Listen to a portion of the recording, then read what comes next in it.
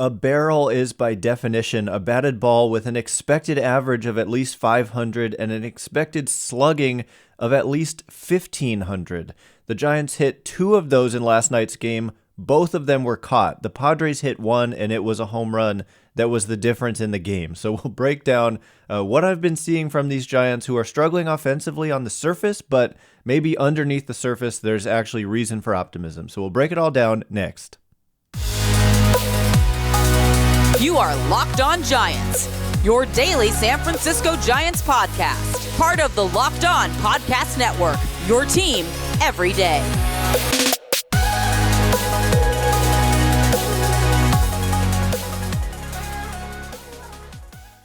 Hello and welcome to Locked On Giants, part of the Locked On Podcast Network, where it's your team every day. My name is Ben Kaspic, and on the show we provide daily episodes Monday through Friday talking about the San Francisco Giants in a way that's data-driven and rational, but also simple, passionate, and accessible to all. I'm a former contributor for the baseball statistics and analysis websites Beyond the Box Score and Rotographs. I've been podcasting about the Giants since 2015, and I'm a lifelong fan. Thanks for making Locked On Giants your first listen every day. We're free and available wherever you get podcasts, including YouTube, so check us out there if you have not already. And yeah, coming up on today's show, I kind of want to break down what we've seen out of the Giants 4 games into the season. Last night was a frustrating loss. They just could not get the big hit with guys on base, and it just kind of compounded on itself where because they're not coming through, they're trying harder and harder to come through. So it really does look like they're pressing in those situations. But a couple of times, or specifically once, they got the big hit, essentially, but it found a glove. It was a great diving play in left field by Jurickson Profar on what was known as a barrel off the bat of Darin Ruf. So as I said, a barrel is like a technical term now. Used to mean like just squaring up the baseball no matter where it went or if it was on the ground or whatever.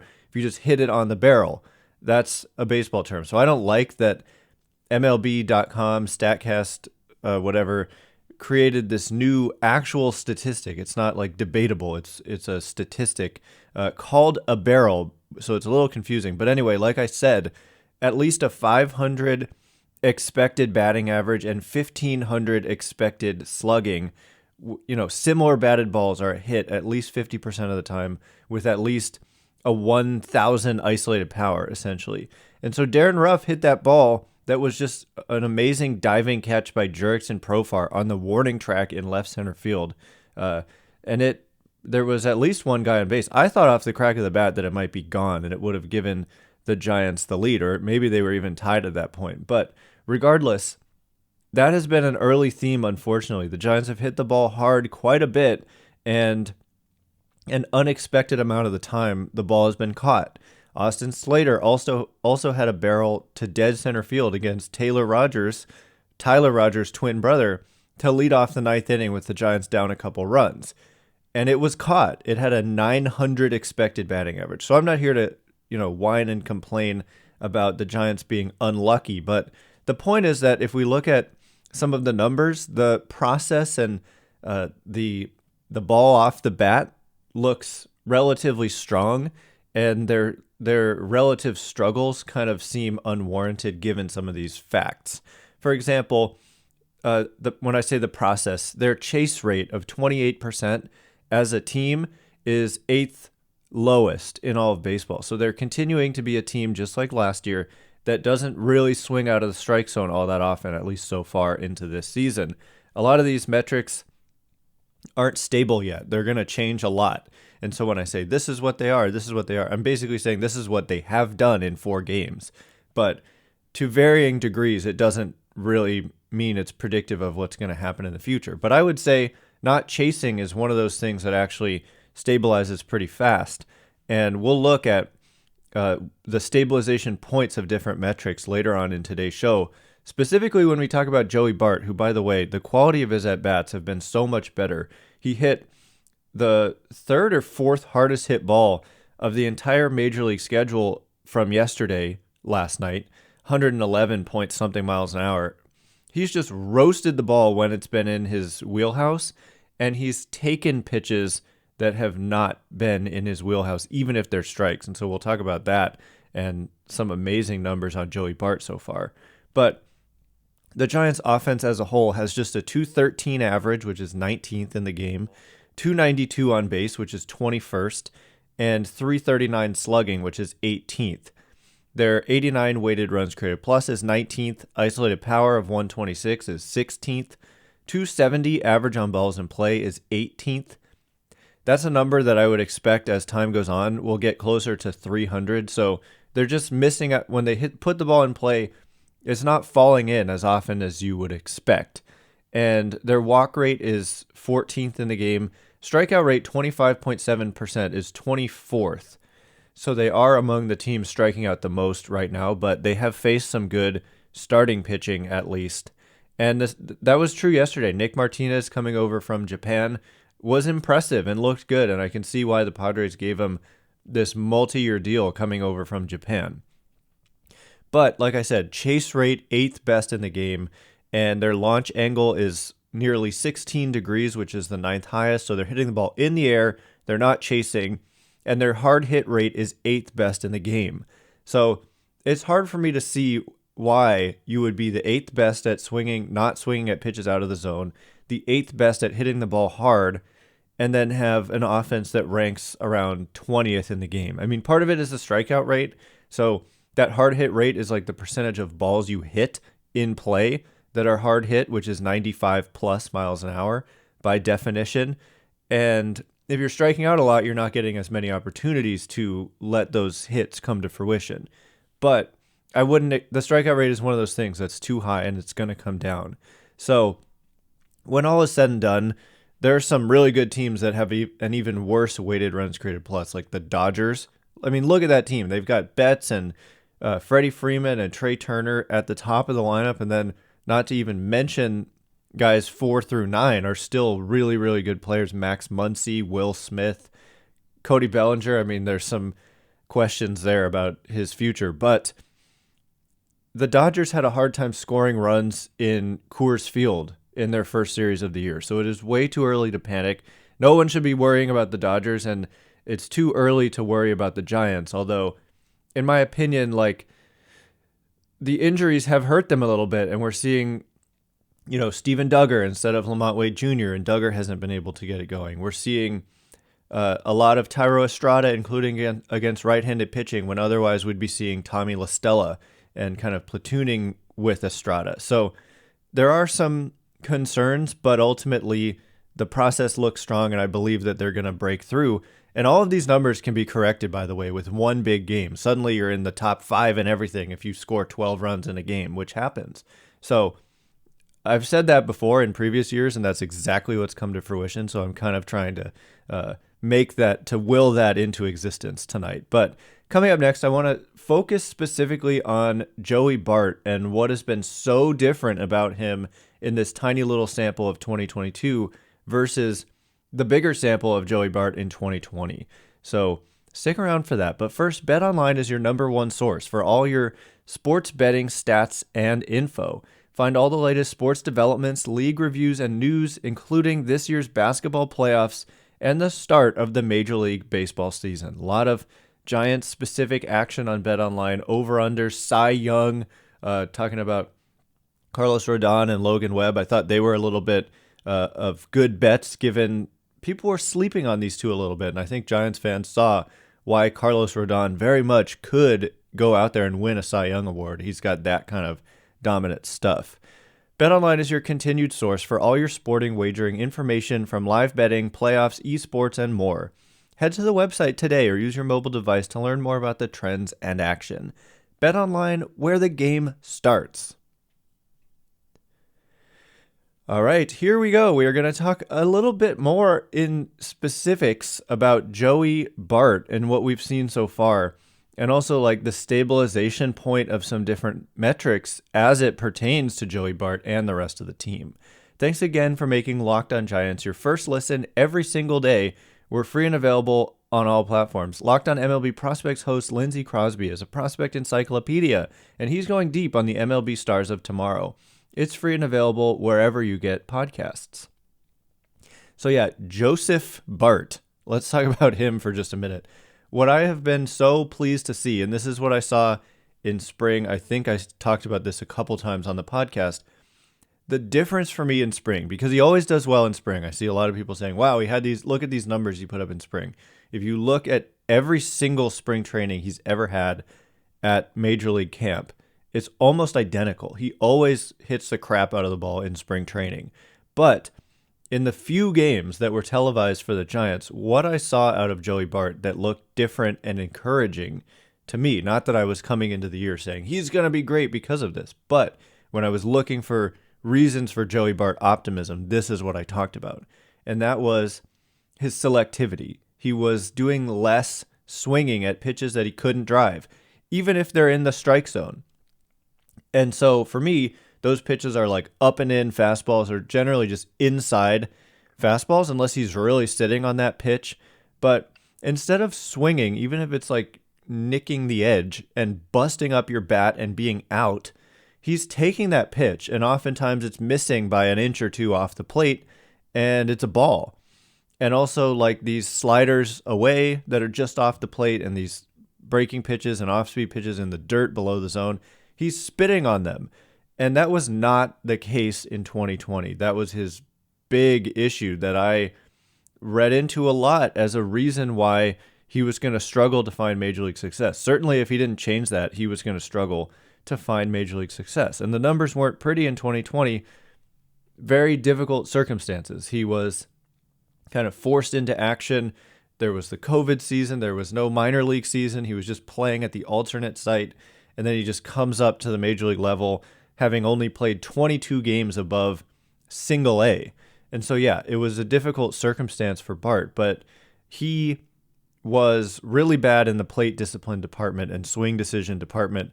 Strikeout rate was 37%, walk rate just 2.7% for Bart in those 111 plate appearances. He drew 3 walks in 111 plate appearances in 2020. Well, in 2022, last night with 2 more, he now has 4 walks in 11 plate appearances. 1 more walk in 100 fewer plate appearances. So yes, it is obviously a small sample, but walk rate is actually one of the fastest things for a player to stabilize. And the reason, if he keeps doing what he's doing, he did have one at bat last night where he was chasing sliders just off the plate away and he struck out. But otherwise, in his 2 walks, he's just not swinging at these pitches that are just out of the zone. And it's not like he's deciding, oh, that pitch is an inch off the plate, and so I'm not going to swing. It's more like he's got to be dialed in on a specific area where he can do damage. And if it's not there, don't swing, even if it's in the strike zone. That is kind of the approach that the Giants want hitters to take, and it seems that he's adopted that to an extent, and that is a total key for him. And so if he can keep that up, we've seen the results so far. Walks, and when it's in that zone, he smokes it, and that's all there is to it. In to put it in really simple terms, don't swing if it's not in your zone, and if it's in your zone, crush it. And so far, that's what he's been able to do. He hit, I believe it was a double, may have scored a run even last night.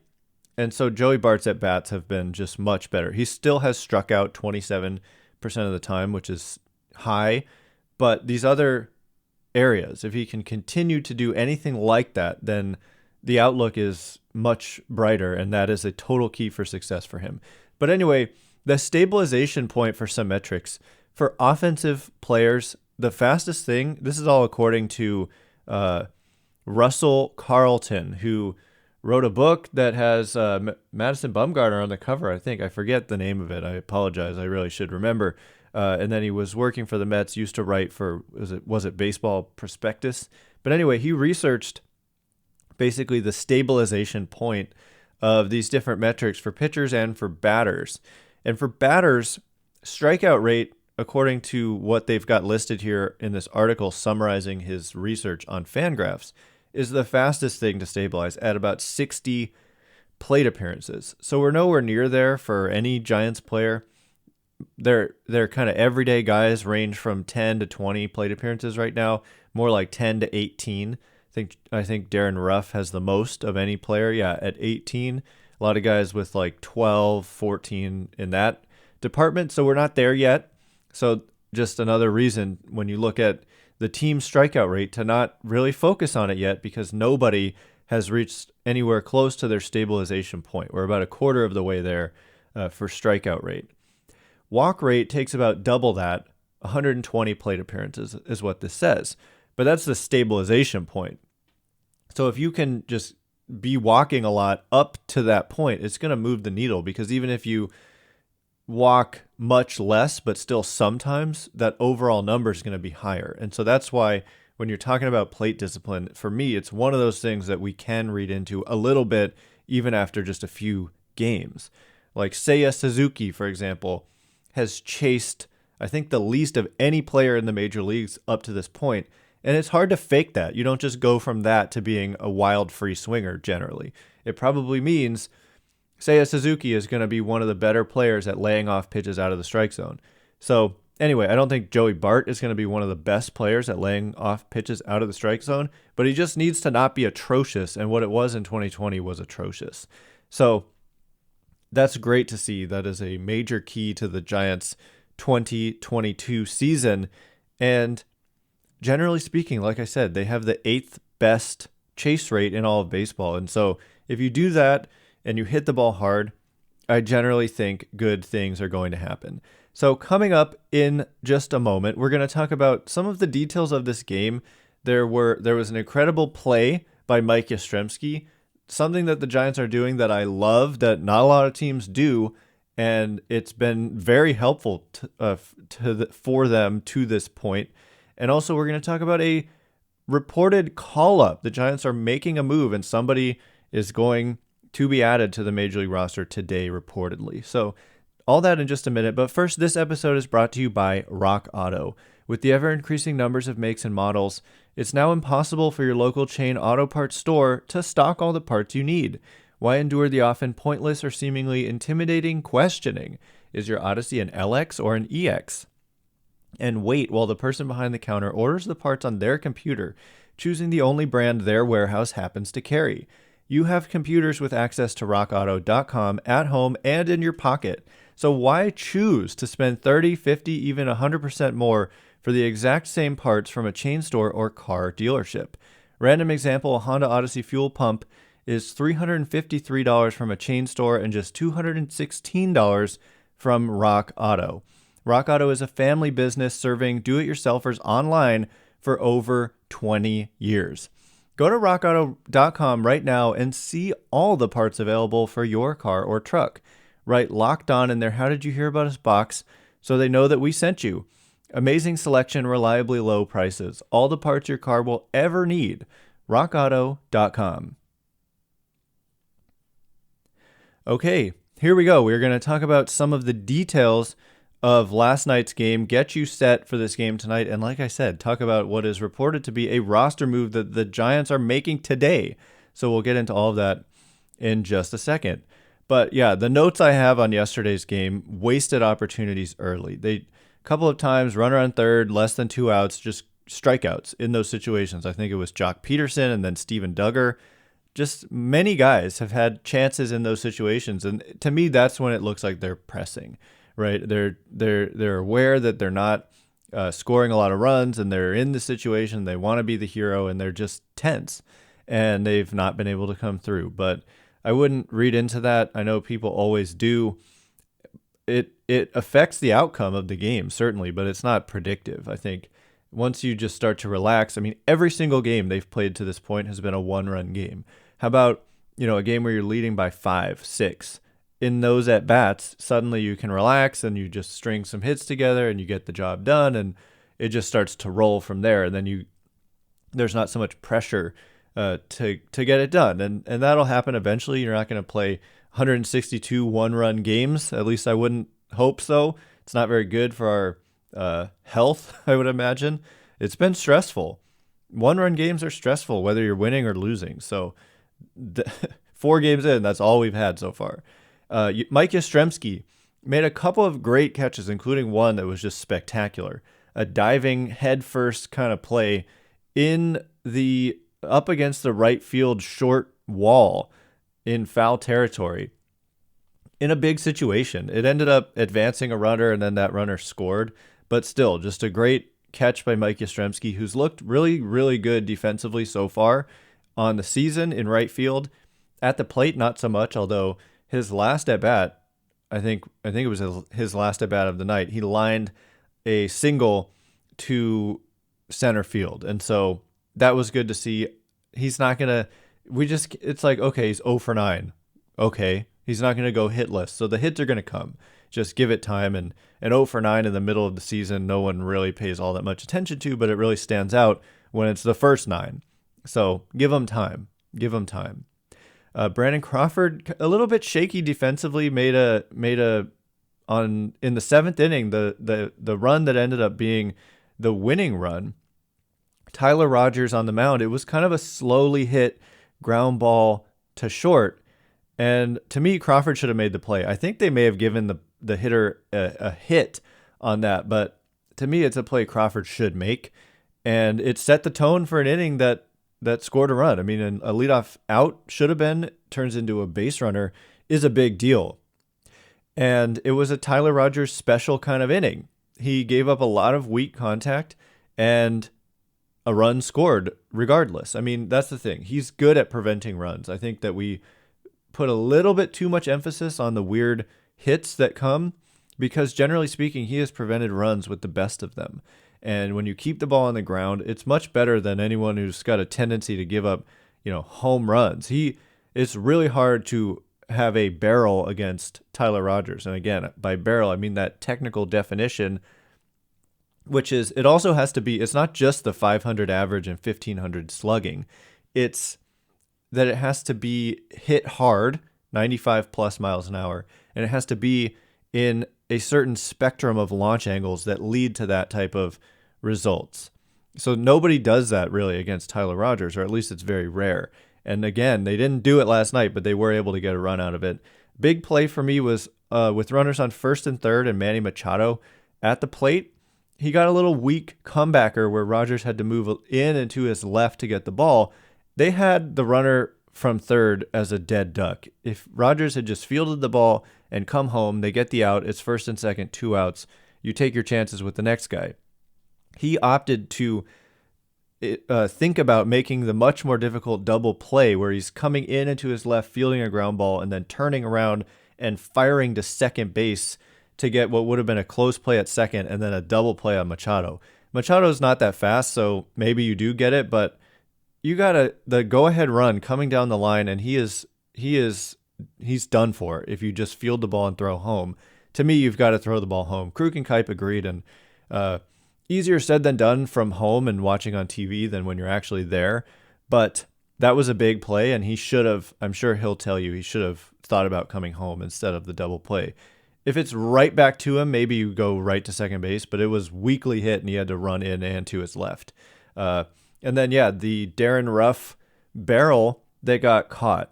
So, and Mauricio Dubon also had a rocket off his bat with a 770 expected average that just found a glove. So these balls are going to fall. Hopefully tonight, hopefully they just break it open and get to you, Darvish. So Junior Marte is the guy reportedly being called up by the Giants today. It has been anticipated that Tyler Rogers is going to have to go on paternity leave. I mean, have to. He's going to get to go on paternity leave and be there for the birth of a child. But in his absence, apparently the Giants are calling up Junior Marte. This hasn't been officially announced, so it's kind of speculation at this point, but it seems like that's what's going to happen. Marte was with the Giants last year in their minor league system in AAA, and he's been there again this year, and he's looked really good. I've seen him throw a few times this year in AAA, and he's looked really good, got a good fastball, good breaking ball, and poised on the mound, and throws strikes. He has, 6 strikeouts, 0 walks in 4 innings for Sacramento this year. He was added to the 40-man this offseason to protect him from the Rule 5 draft. I think he was Rule 5 eligible. Right-handed reliever, and so he's going to get a shot. And I think that, he may not even pitch, but if he does pitch, I have a pretty high degree of confidence in him. He's looked that impressive to me. So yeah, getting you set for tonight's game. It's going to be Yu Darvish on the mound for the San Diego Padres. He was their opening day starter. Padres have played one more game, so they flip around to the top of their rotation. Bit of a bad break for the Giants, I guess you could say, going 5-1. And then tomorrow it'll be the Giants' number 1, Logan Webb, against the Padres' number 2, who's going to be Sean Manaea. So it's a right-hander again. So again, expect Elliot Ramos not in the lineup. We're going to see Peterson, Yastrzemski, Crawford, Belt. Oh, I have to say, I meant to say the one thing the Giants have been doing that I've loved. Bunting for hits. They're giving you the hit. The Giants are going to take it, and I love to see that. A lot of guys have been doing that. Belt, Peterson, most specifically those two. If they're completely shifted over, take the hit, especially when you're down a run, leading off an inning or something like that. It's just a total no-brainer. So I do love that they're doing that, and I believe it's going to be something they're going to continue to do as long as teams are giving it to them. So I've been very pleased to see that. And then tonight we're going to get our first look at Alex Cobb. And hope